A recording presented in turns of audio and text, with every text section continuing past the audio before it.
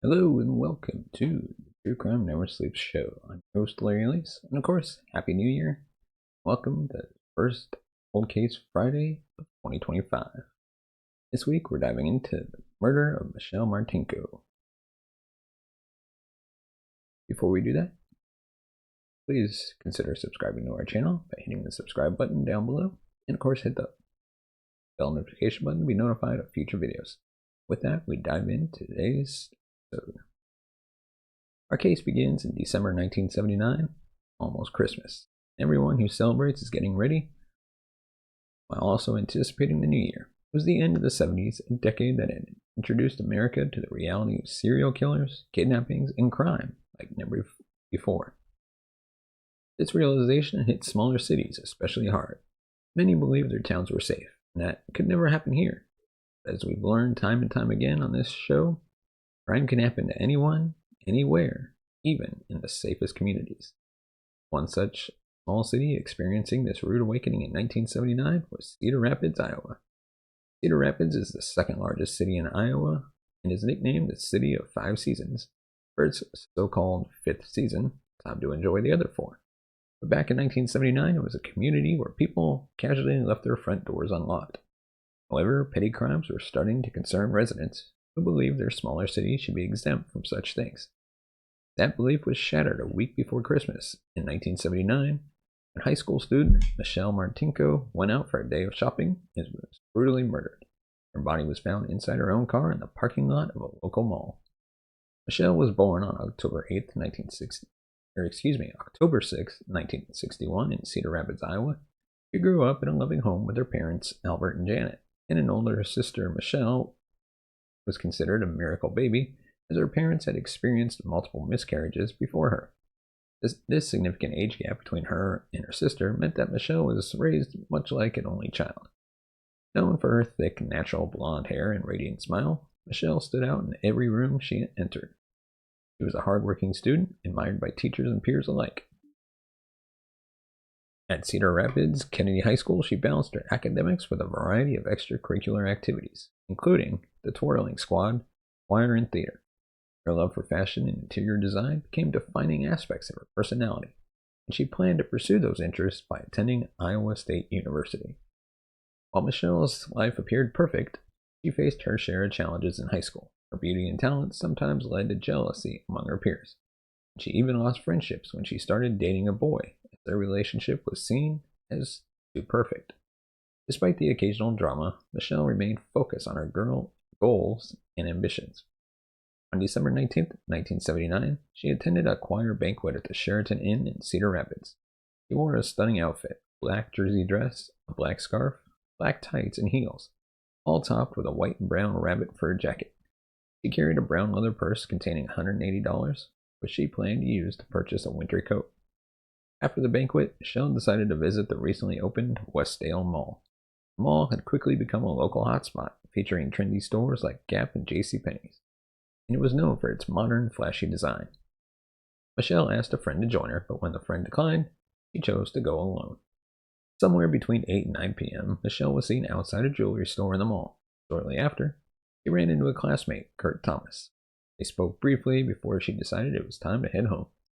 Kurt walked her to the mall's exit, and Michelle gave him a final smile before walking to her car.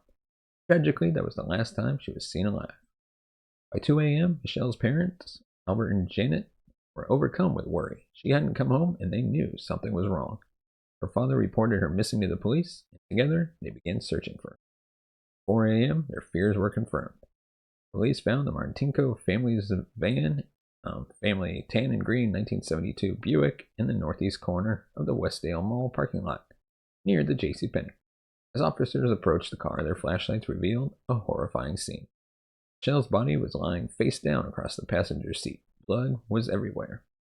When the police opened the car door, it became clear Michelle had been brutally attacked. After confirming her identity, the investigation began.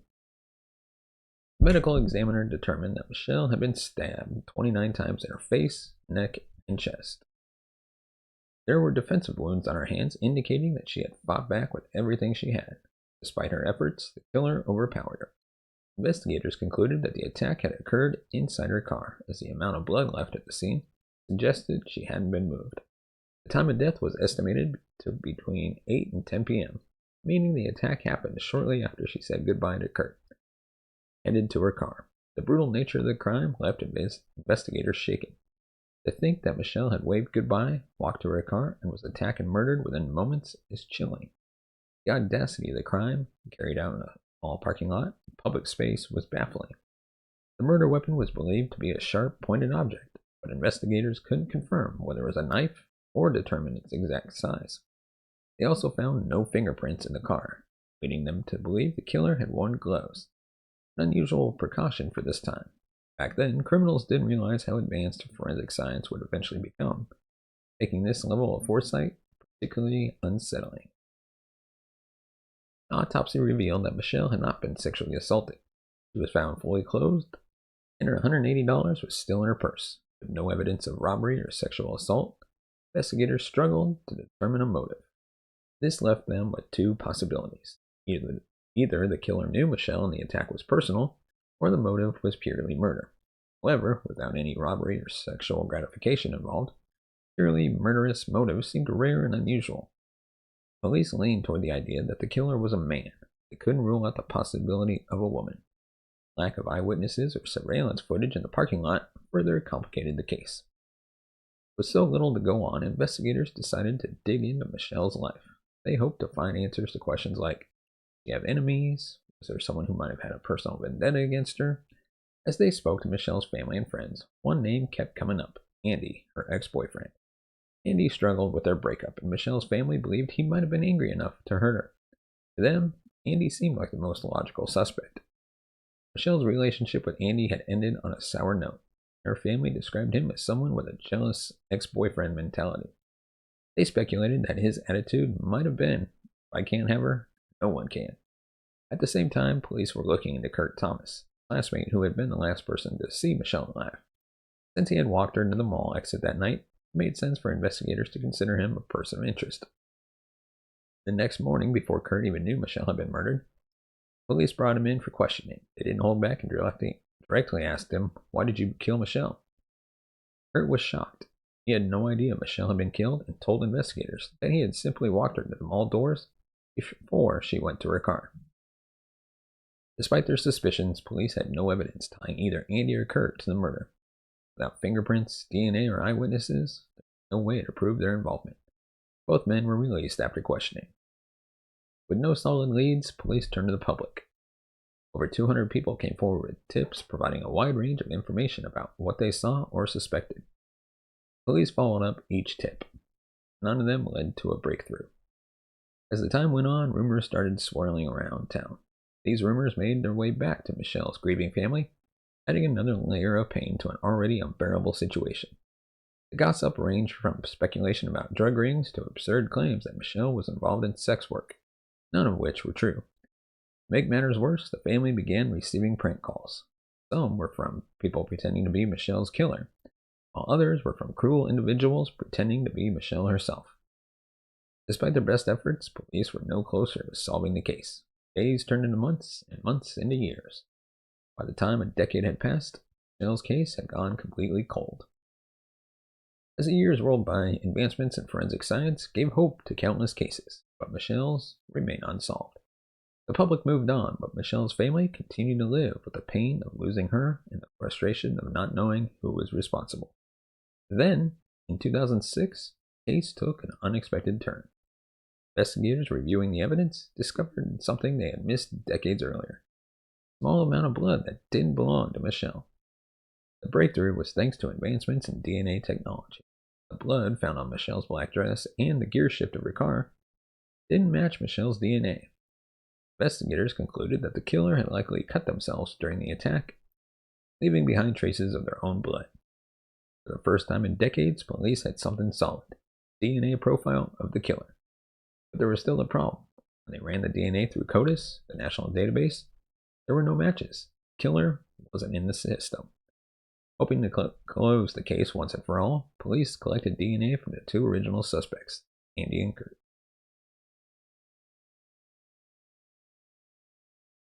Both men willingly provided samples and both were officially ruled out. While it was a relief to clear their names, It also meant the police were back at square one. They had the killer's DNA, but no idea who it belonged to. Hundreds of other suspects were tested over the years, but every single one was cleared. Despite having such a powerful piece of evidence, the case once again went cold. In 2015, Detective Matt Dillinger reopened Michelle's case. For Matt, this wasn't just another case, it was personal. His father had been one of the original detectives who worked on the investigation in 1979. Growing up, he remembered how the case had haunted his dad. Now, as a detective himself, Matt vowed to solve it. Matt had heard of a new and exciting tool in forensic investigations: DNA phenotyping. His wife suggested sending the killer's DNA to Parabon Nanolabs, a company that could analyze a DNA sample and create a detailed sketch of what that person might look like. Parabon used DNA to determine physical traits like skin tone, hair color, eye color, and even facial structure. It was revolutionary. Without any eyewitnesses, police could still create an image of their suspect. Using the killer's DNA from Michelle's case, Parabon created 3 composite sketches, showing what the killer might have looked like in his 20s, 40s, and 60s. The sketches were unveiled at a press conference, police asking the public if they recognized the person in the drawings. The response was overwhelming. More than 200 people called in with tips, each claiming the sketch resembled somebody they knew. But with so many differing opinions and no concrete leads, the case stalled once again. In 2018, the arrest of the Golden State Killer using familial DNA caused a seismic shift in cold case investigations. Detectives across the country realized this new method could be the key to solving cases once thought unsolvable. Familial DNA works by uploading a suspect's DNA to genealogy databases and finding relatives who have submitted their own DNA. From there, investigators build out a family tree and narrow down potential suspects. Inspired by this, Detective Dillinger decided to try familial DNA on Michelle's case.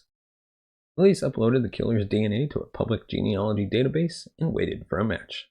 They didn't have to wait long. Partial match came back. A second cousin, once removed, living in Washington State. The woman didn't know the killer personally, but her DNA gave police a place to start. By mapping out her family tree, investigators eventually narrowed their focus to a family with 3 brothers: Jerry, Kenneth, and Donald Burns. One of these men was almost certainly Michelle's killer. The Burns brothers lived in Iowa, about 45 minutes away from Cedar Rapids, where the murder had taken place. Police began quietly investigating them to see if one of them could be linked to Michelle's murder. None of the brothers had criminal records, which made narrowing it down more difficult. All 3 were successful small business owners and appeared to live normal, law-abiding lives. On the surface, they didn't fit the profile of someone who would commit such a brutal crime. To determine which brother was the killer, police decided to collect their DNA covertly. The first brother police targeted was Kenneth Burns. They followed him around for a day, waiting for an opportunity to collect something he had touched. Eventually, Kenneth stopped at a golf course clubhouse for lunch. After he finished eating and left, police retrieved the straw he had used to drink his beverage. DNA from the straw was compared to the DNA found in Michelle's car. It wasn't a match. Kenneth was cleared. Next, police moved on to Donald Burns. They waited outside his home until he brought his trash can to the curb. After he went back inside, investigators dug through the trash and found a toothbrush and a glass. Both items were tested. Once again, the DNA wasn't a match. Donald Burns was cleared. That left only one brother, Jerry Burns. Police followed Jerry to a Pizza Ranch buffet where he stopped for lunch. After Jerry left, police investigators collected the straw he had been using during his meal. The DNA was rushed to the lab. This time, it was a match. So police had the killer. So who was Jerry Burns? Jerry Lynn Burns was born on December 23, 1953. He was 25 years old at the time of Michelle's murder. In 2018, Jerry was in his mid-60s and living in Manchester, Iowa. He owned a powder coating business and was well known in his small community. Most people, he appeared to be a regular, hard-working man. But the DNA evidence told a very different story. Police learned that Jerry had no known connection to Michelle. He hadn't gone to her high school, didn't work at the Westdale Mall, had no personal reason to target her. This made the murder even more chilling. Michelle's killer had no apparent motive. And then, on December 19th, 2018, the 39th anniversary of Michelle's murder, police walked into Jerry Burns' office and confronted him. During the interview, Jerry remained calm and quiet. He admitted that he had heard about Michelle's case, but denied ever meeting her or being at the Westdale Mall. While investigators told him they already had his DNA and knew it matched the evidence from the crime scene, Jerry insisted they must have made a mistake. He never once asked why police were accusing him, nor did he express shock or confusion about being linked to the murder. His calm demeanor unnerved investigators, but it also strengthened their belief that they had the right man. At the end of the interview, Jerry was arrested for the murder of Michelle Martinko. The news spread quickly, shocking both Cedar Rapids and Manchester. After nearly 40 years, the case that had haunted the community finally seemed close to being solved. Jerry Burns was taken to trial, where he was represented by one of Iowa's best defense attorneys. His legal team argued that the DNA evidence was unreliable and could have been transferred or contaminated. They claimed that Jerry had never been in Michelle's car and had no reason to harm her. The prosecution presented a powerful case, emphasizing the DNA match and lack of evidence to support the defense's transfer theory. They argued that the murder was premeditated, as Jerry had worn gloves to avoid leaving fingerprints. Former classmates of Michelle testified about how her murder had impacted their lives. Kurt Thomas spoke about the guilt he carried, wondering if things would have turned out differently if he had walked her to her car that night. Andy, Michelle's ex-boyfriend, also testified, sharing memories of Michelle and describing the pain of being unfairly suspected for so many years. Perhaps the most disturbing testimony came from Jerry's cellmate. He revealed that Jerry had said, "No matter what happens in the trial, I still win. I had 40 years of freedom." And then, after 3 hours of deliberation, the jury found Jerry Burns guilty of first-degree murder.